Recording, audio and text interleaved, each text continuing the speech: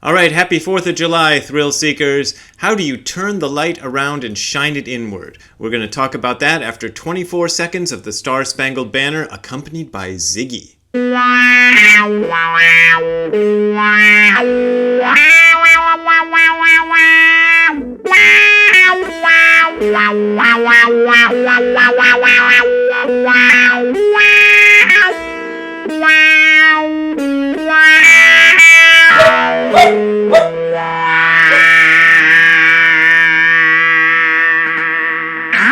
All right, I hope you enjoyed that version, very short, of the Star Spangled Banner with Ziggy accompanying it. I was going to do it again because the sound wasn't exactly the way I wanted, but I didn't think I could get Ziggy to bark at the end again, so there you go. That's the version you get. So this video is based on a question I got from one of my viewers, and I love getting questions from my viewers, and if you want to send me a question, something you want to see me talk about or hear me talk about on this podcast or video channel, whichever version you're watching or listening to, you can send your request to bw@hardcorezen.info. That's bw@hardcorezen.info. That's my email address that I use to field Zen questions. The person who asked me the question asked me to explain Dogen's phrase, turn the light around and shine it inwards. And in order to address that question, I have to read to you from a piece of writing by Dogen called Fukan Zazen. And the version I'm going to read you today comes from Master Dogen's Shobogenzo Book 1, translated by my teacher Gudo Nishijima and his student Chodo Mike Cross. There are a lot of versions of Fukan Zazen out there. Fukan Zazen, by the way, Nishijima Roshi translates it as the universal guide to the standard method of Zazen. And most translators pick a title, an English title that's something similar to that. But there's a lot of English translations. This is one of the favorite, one of Dogen's greatest hits, one of the things people love to translate. It's also my version of it, my weird paraphrased version appears in my book, Don't Be a Jerk. So if you want to look at that version, that's there too. And I don't know, there must be dozens of them. And probably, I even went on the internet and there's a bunch of them on the internet too. So not hard to find. And by the way, whenever you see a G in transliterated Japanese, that means Japanese written in Roman letters, it's pronounced G. It's never pronounced like a J. It's always pronounced like a hard G. So don't say Fukan Zazen G and don't say Dogen because I'll get really mad. So what I'm going to do is I'm going to read you this and I'm going to try to minimize the amount of times I stop. But this is actually my second take of this and I realized I couldn't do it completely without stopping because it gets too confusing. But basically, I'm going to read you, as much as possible straight through. So let's just jump into it, as the YouTubers say.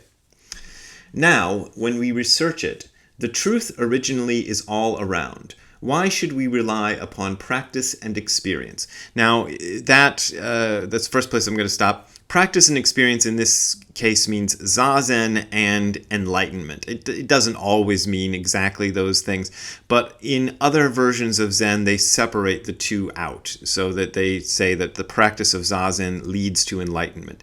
Dogen said the practice of Zazen is enlightenment, so that's an important distinction between him and some of the other Zen teachers out there. The real vehicle exists naturally. Why should we put forth great effort? Furthermore, the whole body far transcends dust and dirt. Who could believe in the means of sweeping and polishing? That's a reference to an old koan about sweeping and polishing a mirror, and we don't have to worry about that. In general, we do not stray from the right state. Of what use, then, are the tiptoes of training? And I remember looking that up, the tiptoes of training. No translator knows exactly what that means. So I'm not even going to try to explain it. But when I was working on Don't Be a Jerk, I found out that there were like dozens of different ways of translating that line. But the point is, this whole first paragraph, it also refers to a question I get often, which is, there's a lot of meditation guys out there on the internet and who knows where else who will tell you that you don't really need to do any sort of practice because you're already enlightened. Dogen also comes from a school that believes you're already enlightened, but he says you have to do practice to to understand your own enlightenment. Maybe you can't really understand your own enlightenment. To actualize your own enlightenment, let's put it that way. So here we go with his answer as to why you have to do practice. However, if there is a 1,000th or 100th of a gap, like the smallest gap in between your understanding and reality, the separation is as great as that between heaven and earth.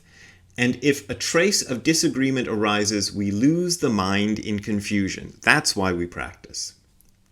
Proud of our understanding and richly endowed with realization, we obtain special states of insight, we attain the truth, we clarify the mind, we acquire the zeal that pierces the sky, we ramble through remote intellectual spheres going in with the head, and yet we have almost completely lost the vigorous road of getting the body out. This is one of my favorite parts of this because it describes the kind of thing that everybody aims for when they're meditating. Well, I don't know if everybody, but a lot of us aim for, which is that great state of wonderful enlightenment with the, the special state of insight and attaining the truth and clarifying the mind and acquiring the zeal that pierces the sky, all that stuff. We all want that, but Dogen says even that is an example of completely losing the vigorous road of getting the body out. So body-mind are one and the same. So this is very important for Dogen's philosophy to understand that. Moreover, we can still see the traces of the 6 years spent sitting up straight by the natural sage of Jetavana Park. That's the Buddha, the original Buddha, the OG Buddha. We can still hear rumors of the 9 years spent facing the wall by the transmitter of the mind seal of Shaolin Temple. That is Bodhidharma, and Shaolin Temple, by the way, is where martial arts started, but later than Bodhidharma's day. The ancient saints were already like this. How could people today fail to make effort? So basically what he's saying is, hey, the Buddha did Zazen. Hey, Bodhidharma did Zazen. Hey, all the other great Buddhist saints that we revere did Zazen. Why do you think you're going to get away with not doing Zazen? Another answer to that other question I got about people being naturally enlightened. Therefore, we should cease the intellectual work of studying sayings and chasing words. We should learn the backward step of turning light around and shining it inward. That's the line. There you go. Body and mind will naturally fall away, and the original features will manifest themselves before us. If we want to attain the matter of the ineffable, we should practice the matter of the ineffable at once. So practicing the matter of the ineffable. The ineffable is a funny word, and I know a lot of people who watch my videos are not native speakers of English. Ineffable means the thing that's so you can't ever really understand it. We should practice the ineffable at once is doing Zazen. Now he gets down to the meat of the thing. In general, a quiet room is good for practicing Zazen, and food and drink are taken in moderation, so don't stuff yourself before Zazen.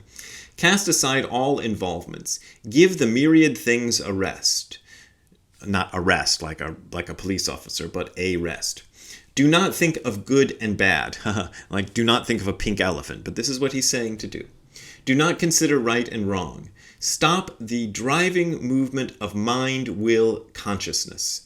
Well, it should be mind, will, and consciousness. Anyway, cease intellectual consideration through images, thoughts, and reflections. Do not aim to become a Buddha. How could this be connected with sitting or lying down? So that's kind of the intellectual side of Zazen, and of course it's easier said than done, and I'll see if I can address that at the end. We usually spread a thick mat on the place where we sit and use a round cushion on top of that. Either sit in the full lotus posture or sit in the half lotus posture. Also, my teacher would say that the what we call the Burmese position, I'll see if I can find a picture of it to put up for you. He also called that a version of half lotus. So there you go. To sit in the full lotus posture, first put the right foot on the left thigh, then put the left foot on the right thigh. Nishijima Roshi used to always point out when we got to this part that you could do it the opposite way if you wanted to, the left on the right or right on, whatever. If you want to do it the other way. To sit in the half lotus posture, just press the left foot onto the right thigh or the right foot onto the left thigh. Spread the clothing loosely and make it neat. Then put the right hand above the left foot and place the left hand on the right palm. The thumbs meet and support each other. Just make the body right and sit up straight. Do not lean to the left, incline to the right, slouch forward, or lean backward. The ears must be aligned with the shoulders and the nose aligned with the navel. Hold the tongue against the palate. Keep the lips and teeth closed and keep the eyes open. That's an important distinction of Zazen and other kinds of meditation, is we do it with eyes open. Sometimes the eyes aren't like fully open, like crazy eyes, but you keep your eyes open. You don't close them. Breathe softly through the nose. So that's it. That's the whole how to do Zazen for you. And notice that he spends more time on the physical posture than on the mental stuff. But here we go. Let's keep going. When the physical posture is already settled, make one complete exhalation and sway left and right. Sitting immovably in the mountain still state, think about the concrete state beyond thinking. How can the state beyond thinking be thought about? It is different from thinking. This is just the pivot of Zazen. Yeah, that one is a tough one too. Think the thought of not thinking. My way of doing that is I don't stress about it too much. If thought is going on in my head, then I just, try not to stress about it and be like, I'm thinking I should be doing that. I should be doing Zazen.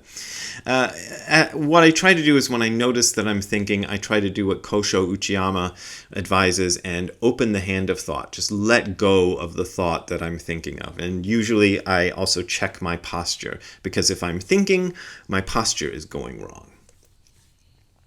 This sitting in Zazen is not learning Zen concentration. And now some people translate that as this sitting in Zazen is not meditation, because there's a distinction. I've made videos about this. Meditation is usually aimed at something. You're trying to do something in your meditation. Zazen is not. It is simply the peaceful and joyful gait of the Dharma.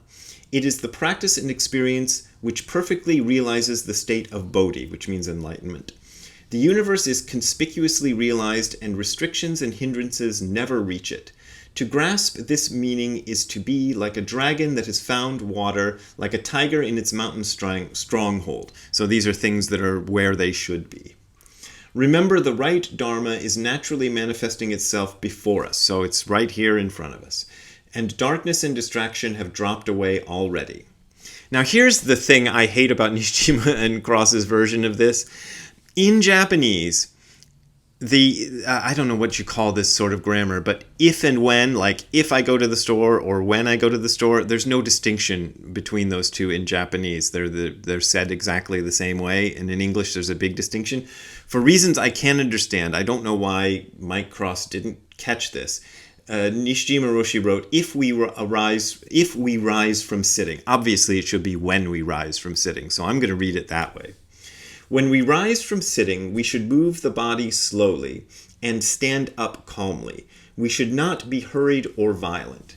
We see in the past that those who transcended the common and transcended the sacred, and those who died while sitting or died while standing, these are people who were doing Zazen when they passed away, relied totally on this power. Moreover, the changing of the moment through the means of a finger, a pole, a needle, or a wooden clapper, these are all references to famous enlightenment experiences that the great masters of the past had and the things that triggered those experiences.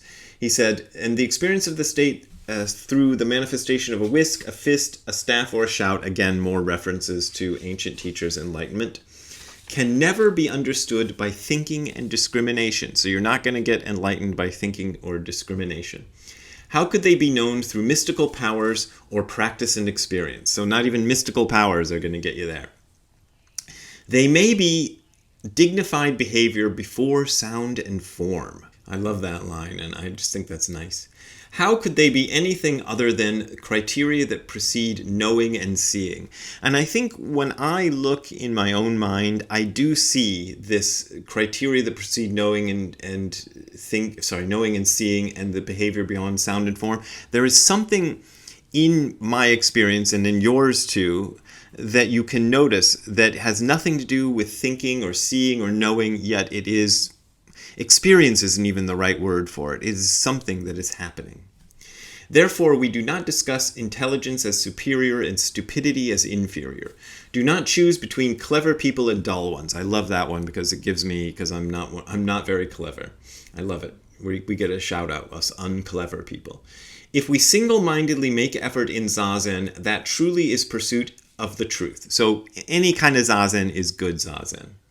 Practice and experience is naturally untainted. So that means he's again referring to that idea of practice and experience, Zazen and enlightenment. And they're not tainted means they're not defiled by some kind of idea of one being one thing and one being the other. So practice of Zazen is enlightenment. Actions are more balanced and constant. In general, the patriarchs or ancestors of this world and of other directions of the Western heavens and Eastern lands, Western heavens is India, Eastern lands is China and Japan, all similarly maintain the Buddha's posture and solely indulge in the custom of our religion. So everybody does Zazen. They simply devote themselves to sitting and are caught by the still state. Although there are myriad distinctions and thousands of differences, we should just practice Zazen and pursue the truth. Why should we abandon our own seat on the floor to come and go without purpose through the dusty borders of foreign lands? So do it right here and right now. You don't have to go anywhere else. If we misplace one step, we pass over the moment of the present. So don't pass over the moment of the present. It's all you've got. We have already received the essential pivot, which is the human body. This is a reference to the Buddhist philosophy that says that only a human being can achieve enlightenment. The gods can't do it. The animals and insects and bugs can't do it. So be glad you were born a human being. You can believe that if you want, but that's what that refers to. We must never pass time in vain. Another good line. We are maintaining and relying upon the pivotal essence, which is the Buddha's truth. Who could wish idly to enjoy sparks that fly from flint? I guess this was something people used to do for fun back in those days. What is more, the body is like a dewdrop on a blade of grass. Life passes like a flash of lightning. Suddenly it is gone. In an instant it is lost. This is real to me right now because those of you who've been watching, I know I was in the hospital and I very nearly died, and I'm going to say a few things about that later. But anyway, I beseech you, noble friends, in learning through experience, do not become so accustomed to images that you are dismayed by the real dragon. That's one of Nishijima Roshi's favorite metaphors. It's this guy who collects toys of dragons and models of dragons and things, and then a real dragon hears about this guy and thinks, oh, he'd love to see a real dragon, so I'm going to go visit this guy. And he knocks on the guy's door, and the guy opens the door, and he's like, ah, and runs away because he saw the real dragon. And it's a metaphor for people who talk about practice and say, I'm a Buddhist, and like I read all the Buddhist magazines and look at the Buddhist websites and forums, but they don't actually practice. That's what that refers to. Devote effort to the truth which is directly accessible and straightforward, aka Zazen. Revere people who are beyond study and without intention. Without intention, that's a hard one, and I'm not even going to go really into that. But it means without the intention of trying to make something happen in your practice or whatever. Accord with the Bodhi of the Buddhas, accord with the enlightenment of the Buddhas. Become a rightful successor to the Samadhi, the meditative state of the patriarchs, or ancestors, if you like the non-gendered word. If you practice the state like this for a long time, you will surely become the state like this itself. Oh, I love that. The treasure house will open naturally, and you will be free to receive and use its contents as you like. That's just a real nice, positive, hopeful ending there. Now, as far as that bit about turning the light around and shining it inward and thinking the thought of not thinking and all that other stuff about let go of the intellectual movement of mind, will, and consciousness, a lot of people worry about that during their Zazen practice. To me, turning the light around and shining it inward is looking at what is me, what is myself. Ramana Maharshi was famous for giving people almost, not really a mantra, but he said what you should concentrate on in your practice, your meditation practice, is who am I? And to me, it's kind of looking at what is this, who is experiencing this moment? What is experiencing this moment? But again, you don't have to worry too much about that. Just do your Zazen and don't measure it by how well or badly you're turning the light around and shining it inward, or stopping the driving movement of will, mind, and consciousness, or thinking the thought of not thinking and all that. Just when you remember to do that, do it. And as I said before, if you find yourself full of thoughts and full of ruminations and whatever, you'll also notice your practice, your posture is going wrong. So watch that too. That's all it really means. And I'm sorry I didn't spend too much time on that, but I don't think there's a whole lot more you can say about that. Anyway, there's your answer, or for whatever it's worth, and that is Dogen's meditation instructions. So I hope you enjoyed that. Also, next week, I'm going in for the first of two surgical procedures, and I'm not going to talk about the details of those because I don't want to, and so don't ask me. But if you've got any sort of Buddhist group that does a well-being ceremony and you want to put my name on the well-being ceremony, that's appreciated, and I like that. But I'm saying this mainly because I'm hoping I'll be okay to do more videos next week, and then the other one takes place about 2 weeks after that. I hope I won't be dropping away, but if I do drop away from doing regular videos, that's why, so don't worry, I'll be back. And if you want to donate to me doing more videos like this, you can go to the URL that you were about to see on the screen below, or you're about to hear me say if you're listening to the podcast audio version, and that is hardcorezen.info/donate. That is hardcorezen.info/donate. That's where you will find links to my PayPal and Patreon accounts. Those are my main and usually my only ways of making a living. So I appreciate your support, but as always, you don't got to support me if you don't want to support me. All right, we will see you next time. Have a good time all the time. Bye. Hey Ziggy, did you like those meditation instructions? You want to let everybody see your Star-Spangled Banner outfit you got on today for not New Year's Day, Independence Day? There you go. That's Ziggy in his new outfit. All right, Ziggy. We'll see you later. Bye.